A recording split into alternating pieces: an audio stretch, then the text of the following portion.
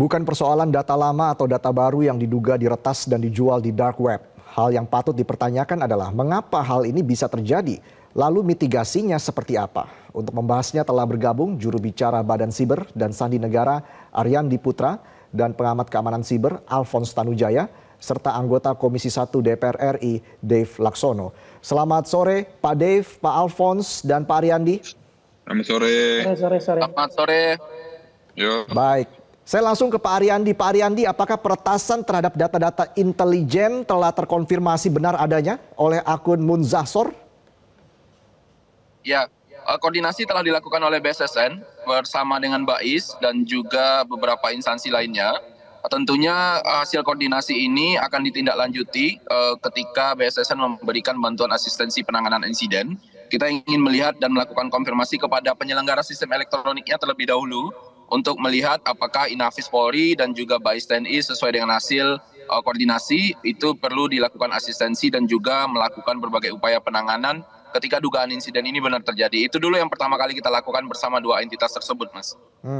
Sejauh ini kesulitannya kalau Anda lihat seperti apa ini, Pak? Ya, kalau kita berbicara serangan ransomware tentunya adalah bagaimana data itu dikunci atau dienkripsi. Nah, kita perlu dekriptor untuk melakukan membuka kunci yang ada dari data-data yang terkena ransomware tersebut. Itu yang pertama. Yang kedua, kalau kita berbicara apakah data cadangnya ada, maka pengaktifan data cadangnya secara bertahap, secara berkala kita lakukan, dan tentunya ini juga harus dilaksanakan secepat mungkin oleh pemilik datanya itu sendiri. Jadi BSSN membantu untuk melakukan digital forensik, melakukan asisten penanganan insiden dalam hal terjadinya serangan ransomware ataupun kebocoran-kebocoran data yang terjadi dugaan sementara ini terkait dengan datanya Inafis dan juga BAIS TNI. Apakah sudah bisa diprediksi sebenarnya kapan data-data ini bisa dipulihkan, Pak Ariandi? Ya, tadi sore tadi hasil diskusi dengan rapat bersama dengan Kominfo dan pihak Telkom. Pihak Telkom sudah menyampaikan bahwa ada beberapa layanan-layanan yang sudah pulih. Tadi juga disinggung ada layanan dari Kemenak, Kemenko Marves, LKPP, dan juga layanan dari imigrasi tentunya.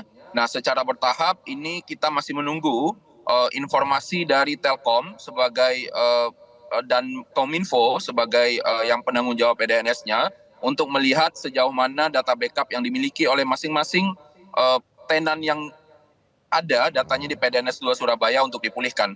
Nah, ini yang masih terus dibantu oleh BSSN dalam sisi investigasinya.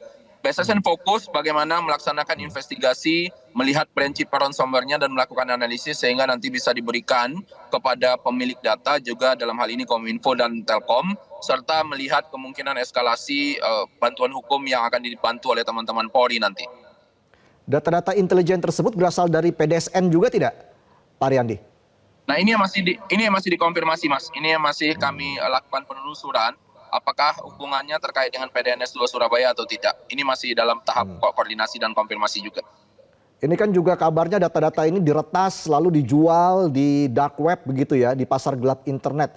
Sebenarnya kalau Anda lihat ini seberapa penting data-data tersebut, Pak Ariandi? Ya, kalau kita berbicara struktur data, tentu akan ada pencocokan data-data yang dimunculkan dari sampel data yang ada di dark web tersebut. Nah, ini yang bisa menjawab adalah teman-teman di Inafis Polri dan BAIS TNI sebagai pemilik datanya langsung. Seberapa penting data yang ada dari BAIS TNI dan Inafis Polri, tentunya lebih kepada bukan seberapa penting datanya atau bagaimana melihat struktur datanya, tapi melihat kenapa datanya bisa ada di bridge forum seperti itu. Jadi kami koordinasi dengan BAIS TNI dan Inafis Polri untuk mengecek bagaimana kenapa data-data dan mensinkronkan data yang ada dari struktur data yang mereka miliki juga dan dibantu penanganan asistensinya oleh BSSN. Ini poin paling penting sebenarnya, bukan sekali klasifikal data lama atau data baru atau data-data yang lain. Jadi menurut Anda tidak masalah ini data lama atau data baru begitu yang dijual di dark web? Problemnya bukan di konsep data lama atau data baru, tapi problemnya adalah investigasi yang dilakukan oleh BSSN untuk melihat mengapa data ini muncul di dark web. Dan kita mencocokkan dengan struktur data yang dimiliki oleh BAIS TNI dan Inafis Polri juga tentunya. Nah, ketika kesinkronan data itu ada atau tidak, nah ini yang nanti akan diberikan update oleh pemilik datanya juga, oleh BSSN juga melalui bantuan asistensi. Jadi fokusnya bukan terkait dengan jenis klasifikasi datanya, tapi mengapa datanya bisa muncul di dark web. Nah, ini yang perlu dikonfirmasi secara menyeluruh. Baik, Pak Alphonse, apakah kita bisa mengesampingkan soal data-data yang diretas dan dijual di dark web ini, baik itu data lama atau data baru? Bagaimana Anda melihat soal dugaan peretasan terhadap data intelijen ini, Pak Alphonse? Kalau ada korelasi dengan PDN, rasanya ini tidak korelatif ya. Jadi kasus yang PDN itu, menurut dugaan kami itu karena eksploitasi terhadap virtualisasi mesin VMware, ESXi. Kalau mereka mengenkrip ESXi, mereka nggak akan bisa ngambil datanya. Mereka bisa download dari image-nya, tetapi waktu di-install di VMware-nya dia, itu nggak akan bisa buka. Jadi kalau dikorelasikan dengan PDN itu menurut saya tidak ada korelasinya. Tapi kalau secara terpisah datanya bocor, ya itu kita perlu lihat dari mana. Apakah dari ada komputer dari salah satu instansi yang mengalami kebocoran lalu berhasil diretas di copy datanya. Jadi jangan dicampur adukan antara dua masalah ini. Jadi penjualan data yang ini menurut saya tidak korelatif dengan ransomware yang dialami oleh PDN. Baik, itu soal data-data lama atau baru, klasifikasinya menurut Anda apakah ini juga tidak penting begitu untuk diperjualbelikan di dark web atau seperti apa, Pak Alphonse? Pada prinsipnya ya memang kita harus belajar.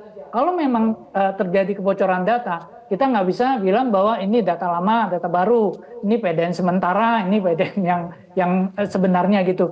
Tetap aja ini memang kita harus sportif juga mengakui bahwa kalau memang ada kebocoran data, kita harus mengakui itu. Jadi tetapi mungkin ini perlu menjadi satu pelajaran. Nah, apa yang sudah terjadi kita belajar hari ini. Lalu kejadian yang di PDN juga saya lihat kita belajar bahwa dari kasus ini, jadi kita jangan terlalu tergantung pada data center datanya.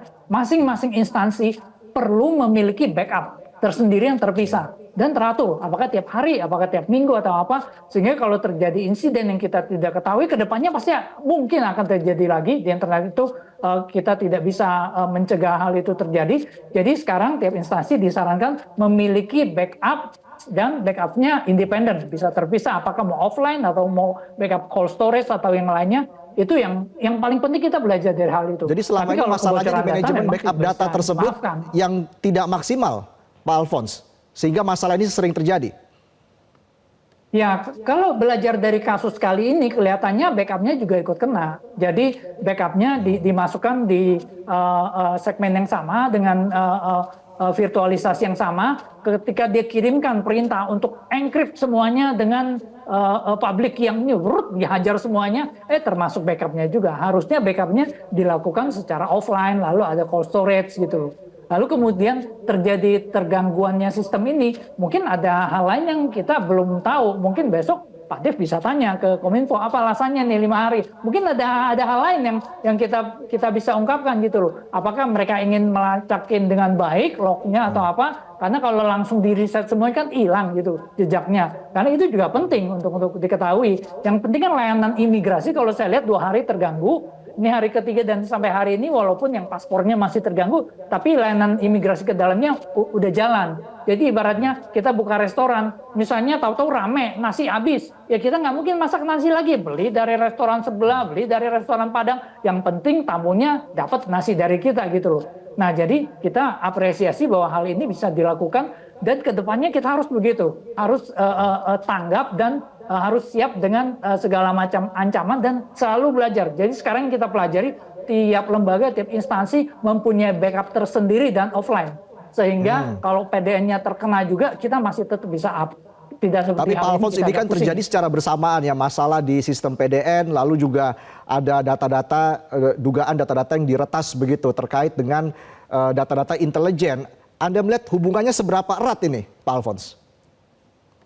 Kalau korelasinya antara data di PDN dengan data yang dijual di dark web, saya rasa kurang korelatif. Kalau misalnya terjadi, jadi kalau dari kasus ESXi itu mereka bisa mengencrypt tetapi nggak bisa lihat datanya sama-sama. Jadi hackernya bisa jadi berbeda dengan kasus yang BSI kemarin, dia masuk ke komputernya, dia bisa lihat datanya, dia bisa unduh, dia bisa simpan, dia bisa sebarkan. Tapi kalau kamu menghack data center, itu dia di dalam virtual mesin. Jadi kamu yang dihack ini adalah virtual mesin, sistem operasi virtual mesinnya. Jadi dia nggak bisa lihat datanya, dia bisa ngelola image-nya, dia bisa download image-nya, tapi dia nggak bisa buka datanya. Jadi menurut kami tidak korelatif data yang ini, ya mungkin bocor dari tempat lain, mungkin ditampilkan pas pedenya kena hack lagi rame, sekalian gue keluarin Nafis, sekalian gue keluarin Bais, nanti dia keluarin lagi yang lain. Nah itu juga perlu dipertanyakan, timingnya juga cukup tepat, kenapa keluarkannya pada saat yang bersamaan. Baik, Pak Dev, bagaimana tanggapan Anda? Pak Dev, apa langkah Komisi 1? Langkah Komisi 1 ya kita besok insya Allah akan rapat dengan Kominfo dan BSSN untuk membahas hal ini. Nah, tapi ya dari penjelasan dan yang kami semua terima, kami dengar, kami lihat, baik yang kami dapatkan secara personal, secara informal, ataupun juga yang kami dapatkan dari media, ini menunjukkan bahwa ada banyak sekali kelemahan-kelemahan di dalam sistem pengelolaan data kita. Ya, kita lihat selama 5 hari bisa down. Kita ini negara yang penduduknya 285 juta. APBN-nya 3.000 triliun, perputaran ekonomi kita 15.000 triliun. Lalu perputaran ekonomi di dunia digitalisasi ya, termasuk juga dengan perputaran ekonomi judol itu sekitar 5.000-an triliun setiap tahunnya. Nah, jumlah yang besar ini membuat kita ini kan jadi termasuk salah satu negara ekonomi yang raksasa di dunia. Kita masuk dalam G20. Akan tetapi begitu cepatnya kita bertekuk lutut ketika server kita itu dihack oleh pihak asing. Kita bisa sampai disandera, dimintai tebusan sampai dengan 8 juta dolar atau 31 miliar. Lalu data kita berulang kali bocor, macam-macam loh institusinya ya, dari mulai BAIS, sekarang BAIS sama Inafis, sebelumnya itu juga dari Kemkes, sebelumnya lagi dari perbankan. Nah, sementara kita ini mau mendorong ke ekonomi digital, tapi seperti sistem pengawalan digital kita masih begitu lemah. Waktu itu awal ketika berulang kali ditanyakan kepada pemerintah dikatakan bahwa tidak memiliki payung hukum. Ya, kita buat undang-undang PDP, kita revisi kembali undang-undang ITE untuk ketiga kalinya. Nah, bahkan saya pun tantang, apakah perlu lagi buat undang-undang? Apa perlu buat undang kedaulatan cyber? Ayo, kalau perlu kita ajukan sekarang supaya kita bisa selesaikan di masa jabatan ini. Nah, dan terus juga investasi pemerintah kepada Kominfo itu sejak 2019 hingga tahun anggaran 2024 itu puluhan triliun. Nah, ini sudah sangat besar yang pemerintah investasikan dan juga yang perputarannya. Nah, tapi kerap terjadi kebocoran-kebocoran ini. Ya, dikatakanlah bahwa itu data lama, data usang, data apapun. Tidak bisa kita beralasan seperti itu karena data ya data saja, dari seperti tadi Pak Alfons sampaikan, data itu adalah data. Sekarang sudah ada teknologi AI, sekarang sudah ada algoritma. Nah, data yang digunakan yang lama itu ya tetap memiliki nilai dan itu tetap bisa diolah dengan menggunakan AI ya, dengan menggunakan algoritma. Jadi data lama baru sama saja pentingnya menurut Anda ya, Pak Dev? Sama pentingnya, karena itu masih bisa digunakan untuk menyerang kita, membaca track pembangunan kita, ataupun juga bisa menyerang kembali kita ke depannya. Jadi, apakah memang dibutuhkan undang-undang baru untuk menjaga sistem keamanan digital kita? Nanti kita bahas lebih lanjut lagi setelah jeda ya, Pak Dev, dan juga nanti saya juga akan minta tanggapan kepada Pak Ariandi serta Pak Alfons. Tetaplah bersama kami pemirsa dalam Prime Time News. Kembali lagi dalam Prime Time News pemirsa, saya kembali ke Pak Dev. Pak Dev, sebelum kita membahas soal RUU keamanan siber yang tentunya mendesak ini demi keamanan digital di Indonesia, saya ingin minta pendapat Anda dulu Pak Dev terkait dengan seperti apa Anda melihat koordinasi antar lembaga dalam keamanan siber di Indonesia, misalnya BSSN dengan Menkominfo, dengan Kominfo. Seperti apa Anda melihatnya? Ya, ini ada dari BSSN, kalau Pak Alfons dari swasta, saya dari sisi legislatifnya. Kalau menurut saya sepertinya masih ada yang kurang klop gitu ya. Apakah antara komunikasi, apakah di dalam penegasan tupoksinya seperti apa gitu ya. Walaupun di level top eksekutifnya itu rajin komunikasi antara kepala dengan Pak Menkominfo-nya sendiri. Akan tapi ini perlu dibuat aturan main yang tegas. Jadi tugasnya Kominfo itu sejauh mana, tugasnya BSSN itu bagaimana, lalu bagaimana melaksanakannya tersebut, lalu sistem pengamanannya. Jadi jangan setiap kali ada masalah seperti semuanya kalang kabut gitu ya. Bahkan kadang-kadang juga di bawah ataupun sering juga di atas saling menyalahkan, bilang bahwa itu tugasnya BSSN, itu tugasnya Kominfo, itu tupoksinya Kadif Polisi ya, Kadif Cyber ya, Kadif Cyber. Terus juga lalu kalau setiap kali ada kebocoran data bilang bahwa itu karena kelalaian dari masing-masing lembaga. Nah ini harus ada peraturan dan juga sistem kerja yang secara komprehensif yang merata kepada semua KL, bahkan juga kepada semua pemerintahan hingga tingkat desa bahkan. Kenapa? Karena sekarang kan semua data sudah perlahan disimpan secara digital, mulai dari identitas kita, tempat tinggal, sistem pengaturan pertanahan, semuanya sudah disimpan. Aturan mainnya itu perlu payung hukum atau sekedar memperkuat koordinasi saja, Pak Dev? Sistem peraturannya itulah. Artinya ya, aturan mainnya ini perlu payung hukum saja, akan tapi sistem pelaksanaannya lah. Oke. Jadi ada kan payung hukumnya sudah dibuatkan. Nah kalau memang masih kurang untuk mengcover sampai dengan tingkat rendah, ya sudah, ayo kita bahas, kita buat aturannya. Kalau memang sudah cukup, paling tidak kita bisa buat permennya itu sendiri, sehingga pemerintah itu jelas tugas tanggung jawabnya dan siapa yang harus bertanggung jawab setiap kali ada kebocoran di tiap tingkatan. Baik, Pak Ariandi, tanggapan Anda? Pak Ariandi dinilai tadi ada yang kurang klop nih sepertinya nih. Baik itu apakah komunikasinya dengan lembaga lain termasuk Kominfo. Ini bagaimana tanggapan dari BSSN, Pak Ariandi? Ya, tentunya apapun yang terjadi, baik dalam rangka tindakan mitigasi, tindakan preventif, kita juga senantiasa berkoordinasi dengan berbagai kementerian lembaga. Jadi amanatnya BSSN itu jelas, sebagai lembaga yang bertanggung jawab di bidang keamanan siber dan sandi. Bagaimana koordinasi dilakukan, amanat RPJMN 2020-2024 kita diamanatkan untuk membentuk CISR 121. Setelah itu bagaimana koordinasi kami lakukan dengan kementerian lembaga ketika memberikan notifikasi respon ketika anomali traffic yang tidak wajar yang dipantau oleh National Security Operation Center BSSN yang ada di Ragunan. Nah ini juga berbagai koordinasi yang bahkan bersurat resmi kepada kementerian lembaga untuk memberikan notifikasi sebagai sebuah tindakan preventif. Kedepan harapannya bagaimana ketika kita melihat sebuah regulasi, sebuah tata kelola, ada berbagai koordinasi yang mungkin kita tingkatkan. Ini juga kita tidak alpa untuk melakukan, bahwa koordinasi dalam tataran yang juga level lebih atas juga menjadi lebih penting. Nah, ketika notifikasi kami kirimkan, feedback yang diberikan untuk melakukan mitigasi sebuah anomali traffic berubah menjadi serangan siber, dan serangan siber berubah menjadi insiden siber. Nah, ini yang menjadi salah satu fokusnya BSSN untuk memitigasi isu-isu tersebut. Memitigasi berbagai hal yang mungkin kita bisa lakukan pengamanan lebih dulu.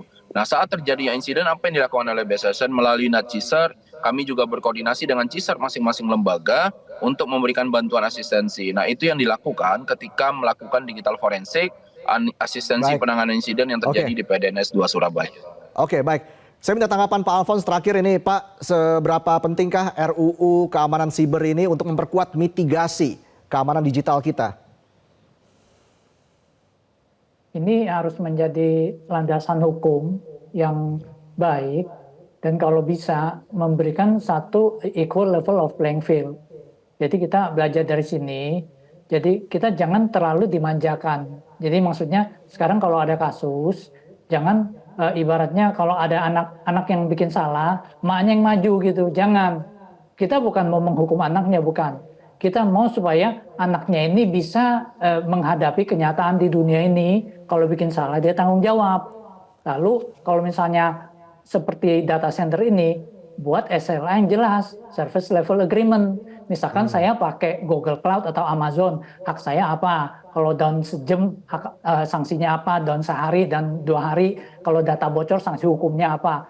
Nah kalau SLA-nya jelas, semua tantangan, kalau terjadi, kan yang menjalankan itu pasti berhati-hati gitu loh.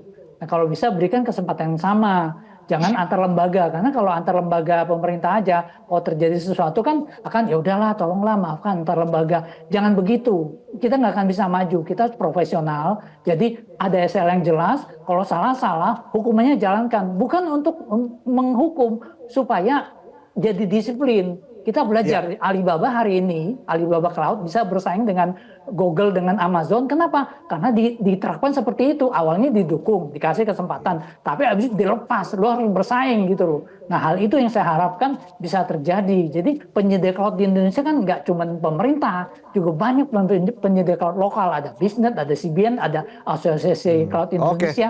Berikanlah kesempatan juga. Yang jelas ini sudah menjadi masalah darurat, apalagi ini menyangkut soal rahasia negara seperti itu. Terima kasih atas diskusinya Pak Alphonse, Pak Dave, dan juga Pak Riyandi. Terima kasih atas waktunya. Selamat malam. Jelajahi cara baru mendapatkan informasi. Download Metro TV Extend sekarang.